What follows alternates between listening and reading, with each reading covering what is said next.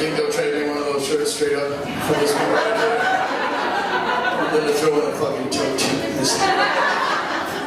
About this shirt at a swap meet. Anybody shopping at swap meets? That's right. I was 17, box 39.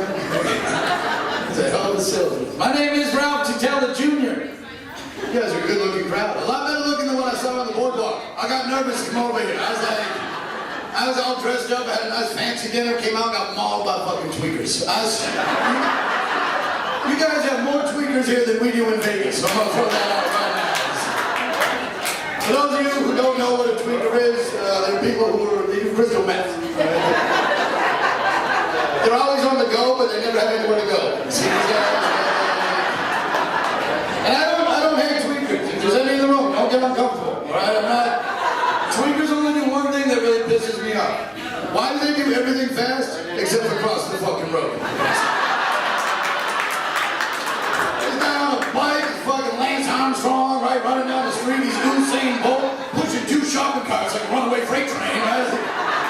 Gets to the corner, time to cross the road, biggest fucking decision he's ever made in his life. And you just gotta pull up and watch the whole shit show. You don't know when he's gonna take off, right? As soon as it says don't walk, that's when that fucker's going, right? And don't beat the horn at him, because then he'll just freeze like a deer caught in the headlights. How the fuck did I get here? I just see 2 of them at the same time in the corner. Oh, they start stretching it out. It's like some form of fucked up Special Olympics is about to go down. It's always my favorite.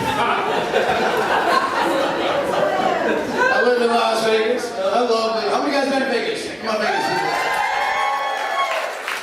My favorite casino is the MGM. I just like it. There's fans in the MGM. The MGM is huge. It's got 7,200 rooms in it. It's massive. And it's modeled after the Emerald City from The Wizard of Oz. If you guys don't know that. That's the whole theme behind the MGM. And every time I drive by it, I can't help but think to myself, what the fuck was Dorothy's rush to get back to Kansas? For those who aren't familiar with The Wizard of Oz, my little girl lived on a shitty farm. Somebody's trying to kill her dog while she was going down. She finally gets rescued by a tornado. That's how I put it. It scoops her up, brings her to a magical land. They're like, hey, would you like to be the wizard? And she looks at him and goes, no, there's no place like home. She's talking about fucking Kansas. You guys know? I don't even ever been. It's a shithole. I don't know if there's anyone in here from Kansas. I don't give a fuck. It's a shithole. It's the worst state to drive through. And that's where she's in a rush to get back to. If that was me and those little bastards offered me that job, I would take it in a fucking heartbeat. Right? They'd come up and like, Ralph, would you like to be the wizard? Fuck yeah, I will. I remember the old wizard. Nobody knew who he was. He always hiding behind a curtain. Everyone was like, who's the wizard? If it was me, you would fucking know. I would have my picture like Kim Jong-un all over my eyes. Like, who's the wizard? Like, I think it's Ralph. She's in charge around here. I would have the lollipop guild out in the poppy field 24/7. Everybody's got a job now. I don't take the lollipop guild. Don't get mad at me. Or little people in general. Matter of fact, I got midgets on my bucket list. Hear me out. It's a small, weird bucket list because I do whatever I want all the time. So, I want to swim with sea turtles. That's number 1. I'm really excited about that. I want to get abducted by aliens, but not the anal pushing kinds. I don't want to. I'm not looking to get fisted by the predator or any shit like that. I want to get picked up by E.T.'s motel drop back off. That's pretty much how that part is going. And I want to mud wrestle midget.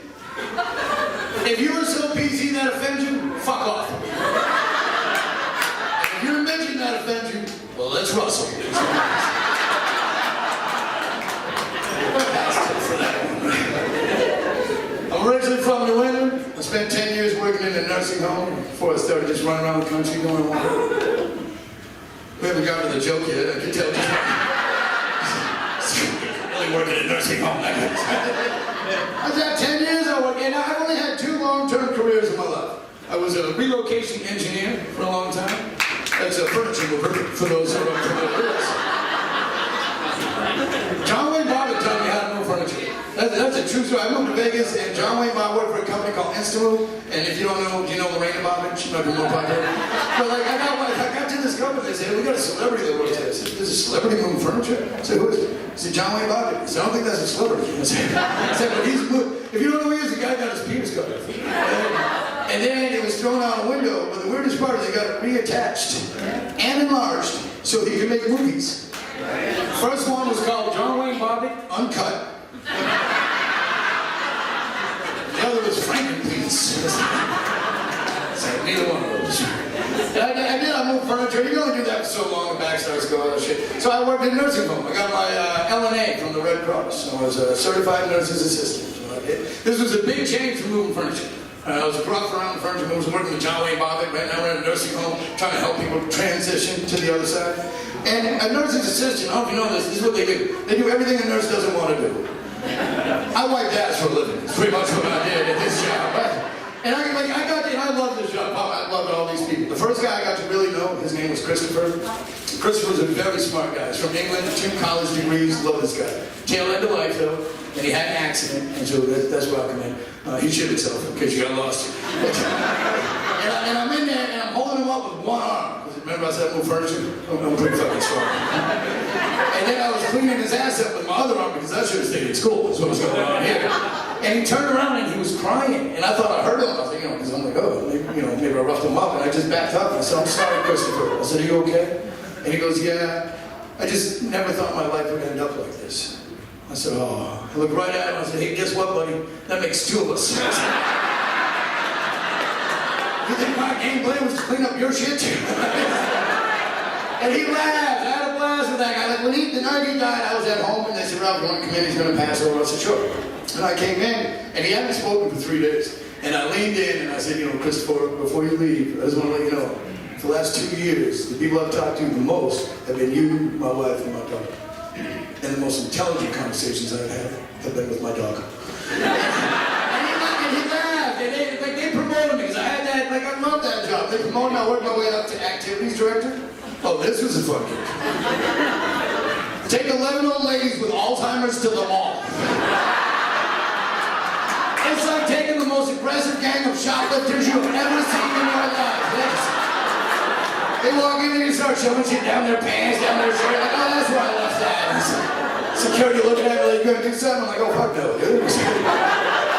I tried to take the remote from Judy last week. She almost clawed my eye out. There's no way I'm reaching down her shirt in public. I'll tell you that right now. And my favorite resident was a lady named Irene, and I used to wake Irene up the same way every morning. I would just go into a room and go, good morning, Irene, how you doing? And she'd be like, hey, Ralph. And I would just step out of the room for a minute, and I'd step back in and go, good morning, Irene, how you doing? And she'd be like, hey, Ralph. I'd step back out of the room, step back in, good morning. She's like, what's going on, Ralph? It's an early onset test, and you passed. I think it's going to be a good day, right? Gotta have a sense of humor with that shit. They do. Because they're like, we're dealing with Alzheimer's, and in New England, when it's winter for like most of the year, and they're always trying to escape. But you gotta keep them inside and keep them safe. That's the game. And like, I remember one time, Irene was coming down the hall, and I was like, all right, I wonder if it's going to be a good day or a bad day. I was like, hey, Irene, how you doing? And she looked at me and goes, you know me? I said, okay, it's going to be a bad day, right? She immediately reached in her pocketbook and took out a water spaghetti she had taken from the dining room the night before. It was wrapped up in napkins, just sopping sauce all down her arm. And she looked at me and goes, if you get me out of here, you can have this. I'm like, what am I going to do? Man? I got to take it from her. She's going to smear it on the walls, throw it at somebody, maybe eat it. I took it from her. She immediately thought we had a deal. She's like, let's go. Now, if you work in a nursing home in New England, or anywhere, you get familiar with the term called redirect. You gotta redirect them. Now they want to get out, and I gotta get her focused on anything else. She would not be fucking redirected. We did 3 laps in the building. I'm showing her paintings and all this stuff. Every 5 minutes, she's like, it's time to go. I pointed her out the window. It was snowing outside. I was like, look at how cold it is out there. And she points to a tree, and she goes, if we go around that, we can be out of here in no time. We watched 2 full movies. At the end of each movie, she's like, is it time yet?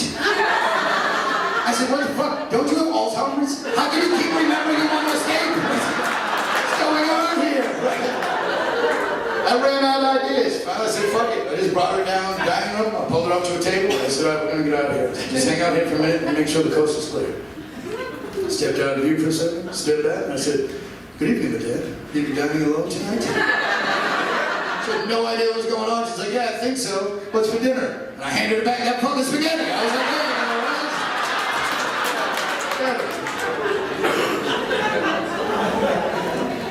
I'm having fun. I'm out here traveling. I'm going to be heading around the country here with my dog, Hazel. My dog's a stoner, too.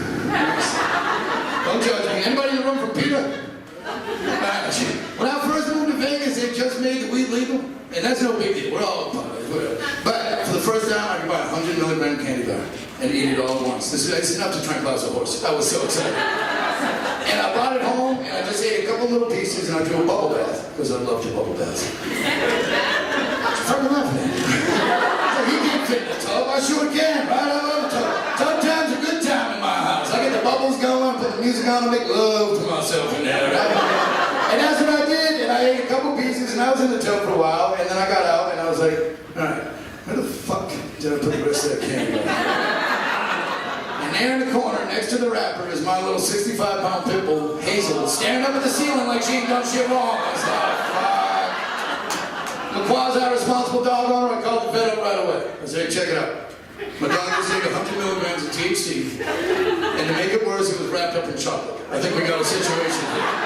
He said, you sure do. He's like, you need to bring her in right away. I said, why? What are you guys going to do? He said, we're going to feed her charcoal. She'll get sick, but she'll be all right. I said, okay, how much is that going to cost? They said, about $500. I said, all right, we're on our way. This is my fault. I hung up the phone. I looked at Hazel. I said, all right, we're on our own.